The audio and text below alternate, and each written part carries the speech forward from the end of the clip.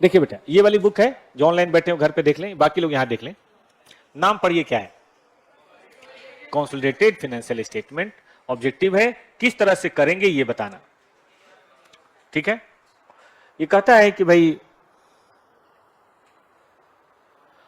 ये जो भी ग्रुप है उसके ऊपर ये लागू होगा, लेकिन सेपरेट फाइनेंशियल स्टेटमेंट जो बन रहा है, सब्सिडरी का अपना सेपरेट बन रहा है, उसके अंदर इन्वेस्टमेंट इन अकाउंटिंग करनी है, मतलब अकाउंटिंग फॉर इन्वेस्टमेंट करना है, तो वो भी होगा। कहने का मतलब है ए है, बी है, सी है। अब दोनों सब्सिडरी हैं तो ये भी इसकी सब्सिडरी मानी जाएगी, लेकिन अब ए का सेपरेट बना रहे हैं, बी का सेपरेट, सी का सेपरेट, तो ए का तो बनेगा ही अपना, बी का बनेगा ही अपना, सी का बनेगा ही। और चूंकि बी सी की होल्डिंग कंपनी है तो एक कंसोलिडेशन ये भी तो होगा, मतलब बी अपना तो बनाएगा ही बनाएगा, साथ साथ बी में सी भी जोड़ के बनाया जाएगा, और ए अपना तो बनाएगा ही, साथ साथ बी और सी जोड़ के बनाएगा। लेकिन ये नहीं डील करता है अमलगमेशन में, क्योंकि उसके लिए हमने पढ़ा है। ये नहीं डील करता है इन्वेस्टमेंट इन एसोसिएट्स, उसके लिए बेटा 23 है, 13 को काट के 23 कर लीजिए। और ये नहीं डील करता है ज्वाइंट वेंचर, गलत प्रिंटिंग हो गया है, उसके लिए कौन सा है 27।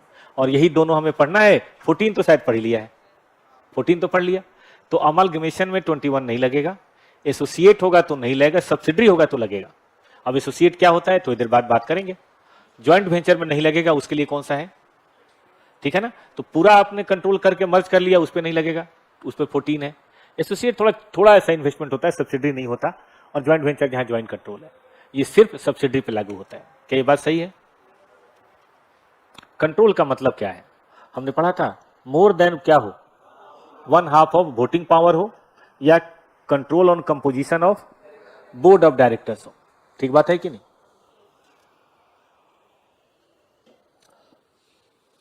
सब्सिडी की डिफिनेशन, पेरेंट, ग्रुप, ये सब हमने लिखवाया था, मेरे ख्याल से फिर करने की जरूरत नहीं है। इक्विटी वो भी हमने करा था, माइनॉरिटी इंटरेस्ट वो भी हमने करा था, छोड़िए। प्रेजेंटेशन कहता है कि parent should present consolidation in addition to, बताइए क्या क्या मतलब हुआ इसका, कि ए को अपना तो बनाना ही बनाना है, और जब ए अपना बनाएगा तो उसमें इन्वेस्टमेंट इन बी दिखाएगा, लेकिन अपना बनाने के साथ साथ कंसोलिडेट। इसका मतलब है अगर आप कंसोलिडेटेड बनाते हैं तो भी सेपरेट तो बनाना ही, मतलब शेड्यूल 3 वाला तो बनाना ही बनाना है, उसके अलावा कंसोलिडेटेड। ठीक बात है। कहता है कि सभी सब्सिडी को लेना है, चाहे वो डोमेस्टिक हो चाहे वो फॉरेन हो, लेकिन वो एसोसिएट नहीं होना चाहिए, ज्वाइंट वेंचर नहीं होना चाहिए, क्योंकि वैसा होगा तो कहानी कुछ और होगी। तो यहां पे ध्यान रखेगा, सभी सब्सिडी को लेना है, चाहे इंडिया में हो, याद है ब्रांच चाहे इंडिया में हो चाहे दुबई में हो, कंसोलिडेशन हम सबका करते थे, तो सब्सिडी भी सबका करेंगे। जाहिर है फॉरेन ब्रांच होगा तो उसका फाइनेंशियल स्टेटमेंट डॉलर में होगा, है ना, और जो करेंसी है चाइना वाली करेंसी में होगी, तो सबसे पहले क्या करेंगे, उसे हम क्या करेंगे, कन्वर्ट। ये इंटर में नहीं है, पहले था, अब इंटर में नहीं है, फाइनल में है। तो अभी बस इतना ही याद रखना है ऑब्जेक्टिव के लिए, कि कंसोलिडेशन करते समय चाहे इंडियन हो चाहे फॉरेन हो, कंसोलिडेशन सबका होगा। लेकिन 2 सिचुएशन में कंसोलिडेशन नहीं होता, ये याद रखने की चीज है, थ्योरी में आ सकता है, ऑब्जेक्टिव में, कि जब हमने टेम्पररी बेसिस पे कंट्रोल लिया है और नियर फ्यूचर में बेच देंगे, मतलब हमने 6 महीने साल भर के लिए खरीदा है और हमें पता है कि हम इससे ज्यादा इसको नहीं रखेंगे, सस्ता मिल रहा था खरीद लिया, तुरंत आगे बढ़ा देंगे, तो आपका उसमें कंट्रोल करने का तो कोई पर्पज ही नहीं है, उसके रिसोर्सेज को यूज करने का कोई मकसद ही नहीं है, तो फिर ऐसे को कंसोलिडेट करने से कोई फायदा है ना। तो ऐसे इन्वेस्टमेंट को हम कंसोलिडेट नहीं करेंगे। और दूसरा, कोई सीवियर लॉन्ग टर्म रिस्ट्रिक्शन हो which significantly impair the ability to transfer fund to the parent. जैसे मान लीजिए आपकी कोई कंपनी है चाइना में, चाइनीज गवर्नमेंट ने पता लगाया और देखा कि यार ये तो इंडिया की जासूसी कर रहे हैं, और उन्होंने उस कंपनी पे एम्बार्गो लगा दिया, सीज लगा दिया, या उसको रिस्ट्रिक्ट कर दिया कि भाई तुम इंडिया में कोई पैसा नहीं भेजोगे। या उल्टा, चाइना की कोई कंपनी इंडिया में है और इंडियन गवर्नमेंट ने उस पर बैन कर दिया। या कोई ऐसा देश है, मान लो श्रीलंका, जिसकी इकोनॉमी थोड़ी खराब हो गई है, तो श्रीलंका गवर्नमेंट ने कहा है कि अगले आदेश तक यहाँ की जितनी भी सब्सिडी कंपनियां विदेश की हैं वो विदेश में पैसा नहीं भेजेंगी, ना डिविडेंड भेजेंगी ना रॉयल्टी भेजेंगी, क्योंकि हमें फॉरेन फंड की कमी है। तो फिर ऐसे में आप उसको कंसोलिडेट मत कीजिए, क्योंकि कंसोलिडेशन का मेन मकसद ही था लोगों को ये बताना कि हमारे पास इतना एसेट है, हम उसको जैसे चाहें वैसे यूज कर सकते हैं, लेकिन हमें पता है वो वाले सब्सिडी को हम यूज नहीं कर सकते। तो फिर ऐसे सिचुएशन में उसे कंसोलिडेट करने का कोई मतलब नहीं है। तो बताइए कौन कौन सी 2 सिचुएशन में सब्सिडी नहीं मर्ज करनी?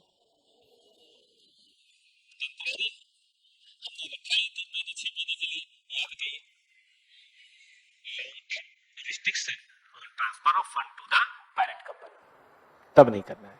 ठीक है, इसकी अकाउंटिंग कैसे होगी? तो ये नॉर्मल इन्वेस्टमेंट जैसे दिखाते हैं ना, इन्वेस्टमेंट इन एक्स लिमिटेड बैलेंस शीट में दिखाते हैं, नॉन करेंट एसेट में या करेंट एसेट में, वही दिखा देंगे। तो उसकी अकाउंटिंग 21 की तरह ना होगी, बताइए किसकी तरह होगी? एस एस कौन सा? 13। चलिए, कंसोलिडेशन का प्रोसेस क्या है, ये हमने एक एक स्टेप पढ़ रखा है, दोबारा हमें कतई पढ़ने की जरूरत नहीं है। आपको तो पता ही है, एनालिसिस करते हैं, कॉस्ट ऑफ कंट्रोल निकालते हैं, माइनॉरिटी इंटरेस्ट निकालते हैं, कंसोलिडेशन निकालते हैं और बाकी को लाइन टू लाइन जोड़ देते हैं। तो ये पूरा पोर्शन हमने पढ़ रखा है, इसको पढ़ने की जरूरत नहीं है। आप घर पे मन करे तो एक बार देख लीजिएगा। ये आपके सिलेबस में प्रैक्टिकली नहीं है लेकिन थ्योरेटिकली है, क्योंकि एस में है तो है ही। फर्दर एक्विजिशन, एक क्वेश्चन हमने पढ़ा था कि जिसमें हमारा पहले से 46% था और बाद में हमने 54 और खरीदा, वही तो था फर्दर एक्विजिशन। फर्दर एक्विजिशन का मतलब टुकड़ों में एक्विजिशन, कि पहले 20% खरीदा, फिर 20% खरीदा, फिर 20% खरीदा, ऐसा करते हैं लोग धीरे धीरे जैसे ऐसी क्षमता होती है। तो चलिए मैं करा था, पहले 20%, फिर 20%, फिर 20%। कंसोलिडेशन पता है कब से शुरू होगा? जब 50 पार करेगा। प्री पोस्ट का कैलकुलेशन कब से शुरू होगा? जब 50 पार करेगा। जब कंट्रोल होगा तभी ना, वरना मान लो हमने 2-2% शेयर बहुत सारी कंपनी में खरीदा है, क्या सबका कंसोलिडेशन करेंगे? तो ये कहता है कि आपको ऐसी सिचुएशन में जब 50 पार करेगा, कंट्रोल होगा, तब से करना है। लेकिन सुनो, मान लो मेरा 60 है, फिर 20 हमने और खरीद लिया। अब ध्यान से सुनना, 1/4/2020 को 60% खरीदा और 1/4/2022 को और खरीदा 20%। ये फर्दर एक्विजिशन, ये एक्विजिशन है। अब देखिए, मान लीजिए इसके बीच में इधर प्रॉफिट है 200, इधर प्रॉफिट है 100 और इधर प्रॉफिट है 150। जानते हो ये सबके लिए पोस्ट है, ये सबके लिए प्री है, लेकिन इसका नेचर 100 का नेचर बताओ। 60% के लिए तो पोस्ट है और 20 के लिए प्री है। तो पहले हम लोग जो पढ़ते थे फाइनल में पढ़ाते थे, यही सब पंगेबाजी बहुत थी। ध्यान से देखो, ये 100 जो कमाया है, 60 के तो बाद में कमाया है, और बाद में जो कमाते हैं उसे क्या बोलते हैं? पोस्ट। लेकिन 20 के तो पहले कमाया है, तो गुडविल सही निकालने के लिए उसे प्री मानना पड़ेगा। तो थोड़ा सा एडजस्टमेंट करना पड़ता था। ये बात मैं नहीं कह रहा बेटा, ये बात एएस में लिखा है। देखिए कि व्हेन 2 और मोर इन्वेस्टमेंट, तो स्टेप बाय स्टेप बताइए क्या करना है आपको? इक्विटी निकालना है, मतलब रिजर्व में सरप्लस निकालना है। ठीक है, चलिए इंट्रा ग्रुप ट्रांजेक्शन। भाई जो भी इंट्रा ग्रुप ट्रांजेक्शन है, क्या करना है उसे? जल्दी बताओ। इलिमिनेट करना है। रिपोर्टिंग पीरियड सेम होनी चाहिए, कल बताया था मैंने। एक मार्च और एक जून नहीं हो सकता। मार्च और जून के बैलेंस शीट को कैसे कंस्टिट्यूट करोगे? 15 मई एवरेज ड्यू डेट निकाल के।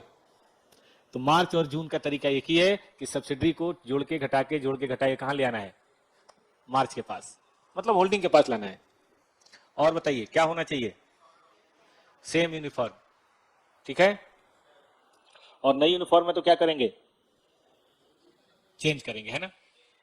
आइए, जब कंट्रोल सीज टू एग्जिस्ट, एक समय आएगा जब आपका कंपनी के ऊपर से बताइए क्या हट जाएगा बेटा? कंट्रोल हट जाए। कभी तो कोई बेचेगा ना भाई, खूब बेचते हैं लोग। तो जब सीज टू एग्जिस्ट हो जाएगा तो फिर कंसोलिडेटेड पीएल में प्रॉफिट या लॉस निकाला जाता है। ये पोर्शन आप में नहीं है, ये भी सीए फाइनल में है, कि हम तो कंसोलिडेटेड में दिखा रहे होंगे कुछ और ज्यादा, और हमें पीसी मिलेगा उससे कम या ज्यादा। तो कंसोलिडेटेड में जो हम दिखा रहे हैं इक्विटी, उसके बेसिस पे प्रॉफिट लॉस की गणना की जाती है।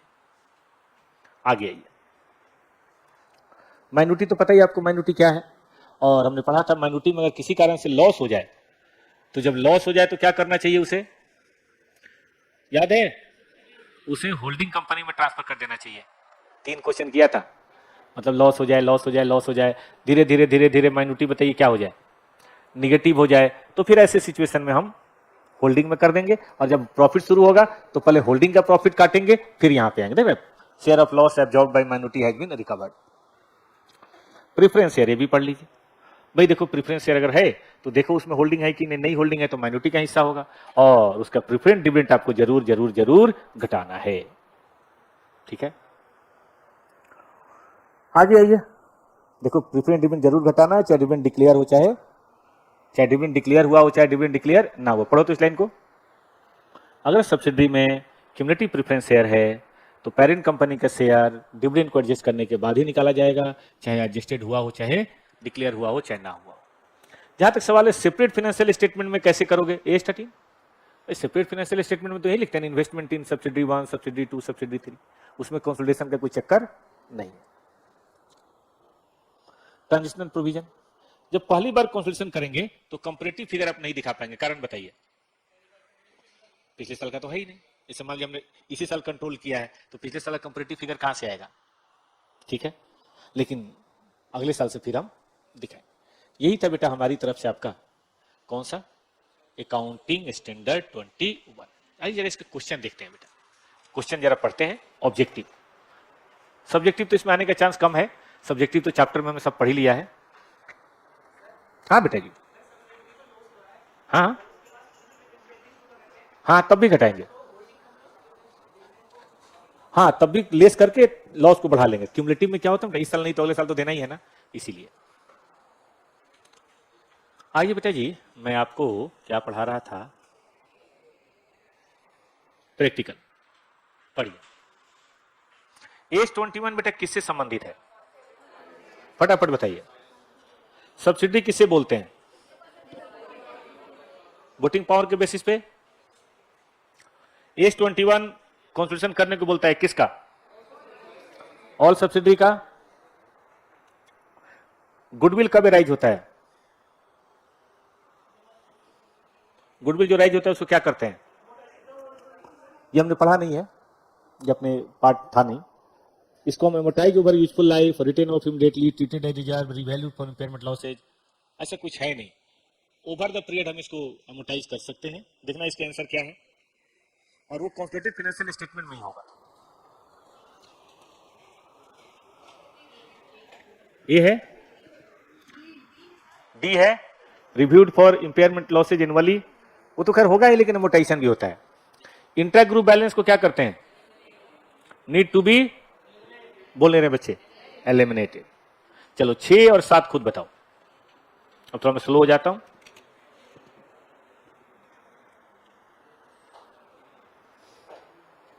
मैं बताऊं बेटा, देखिए revenue from transaction should be recognised, eliminated, shown, adjusted. कौन सा होना चाहिए, नहीं एडजस्टेड में रिजर्व क्यों करेंगे। आगे बढ़िए, डेट ऑफ पेरेंट और सब्सिडरी एक होना चाहिए, है ना, शुड बी सेम। लेकिन किसी सिचुएशन में अगर सेम नहीं भी है तो एडजस्टमेंट करते हैं, और किसी भी सिचुएशन में 6 महीने से गैप ज्यादा नहीं होना चाहिए। ये इसमें लिखा हुआ है कि अगर सेम नहीं है तो हमने कहा था एडजस्टमेंट कर लेते हैं, बट गैप 6 महीने ज्यादा नहीं होना चाहिए। इसका मतलब है अगर होल्डिंग कंपनी का खत्म हो रहा है मार्च में तो सब्सिडी का अगले दिसंबर में नहीं होगा, सब्सिडी का सितंबर तक होना चाहिए। 6 महीने रहेगा ना तो एडलेस करने में थोड़ी आसानी रहेगी। 8 और 9 देखिए, 6 नंबर में जिनको डाउट हो रहा हो हम यहां दिखा देते हैं। एक मिनट रुकिए, एक सेकंड रुकिए। कहता है कि चाहे जो भी हो difference between reporting date should not exceed more than 6 month. Adjustment करने का भी हिसाब है ना यार, कितना एडजस्टमेंट करेंगे।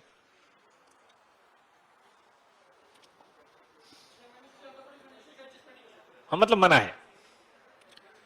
चलिए 8 और 9 देखिए तो बच्चों खुद से, हाँ बता रहे 9, 8। एक consolidated financial statement should be, financial statement of parent and subsidiary. Control क्या कहता है,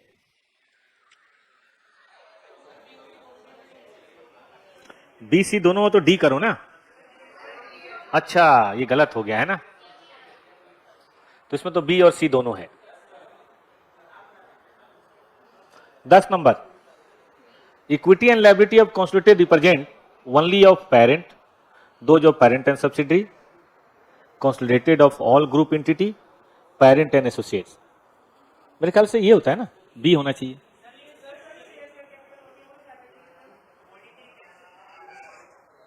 ठीक तो है, पेरेंट एंड सब्सिडी। अरे यार उसकी शेयर कैपिटल यार बढ़ जाती है, उसमें क्या है, ये होता तो कंसोलिडेटेड बेसिस पे ही है, कंसोलिडेटेड में नहीं आता। ओ भाई, सब्सिडी का गुडविल कैपिटल में चला गया, आया तो सही। चलिए आज के लिए बस इतना ही है।